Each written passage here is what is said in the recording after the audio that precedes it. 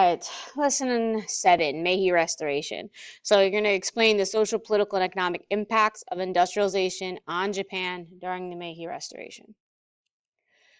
So modernization. So this is very similar to that very first word we did in lesson 1, mechanization. So modernization is the act of modernizing, so adapting something to modern needs or habits. Westernization, we talked about this before, but West references Europe. Okay, so it's the process of making a nation more European. And then we've talked about isolationism, okay, a policy of remaining apart from the affairs and interests or interests of other groups, especially the political affairs of other countries. So as a review, Tokugawa Shogunate. Tokugawa Shogunate was isolated the island nation of Japan for the rest of the world for more than 200 years, so from 1603 to 1867.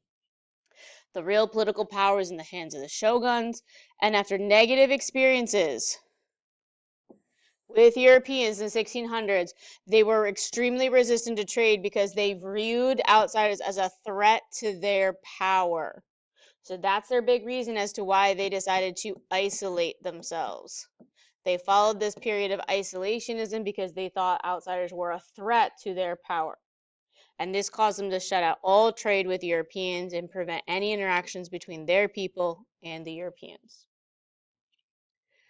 So Japan's isolationism came to an end in 1853 because of a man named Commodore Matthew Perry of the United States. He is going to sail into Japan with 2 big ships, and he's going to force Japan to end their isolation and open their ports to trade with the United States.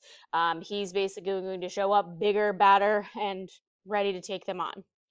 The Japanese, because of their years of isolation, they had no navy, with which to defend themselves, so they had to agree to the demands of the United States. They couldn't fight back. They were too weak. Matthew Perry's actions showed that Japan's ruling shogun was weak and unable to defend the nation against a threat from the Western powers.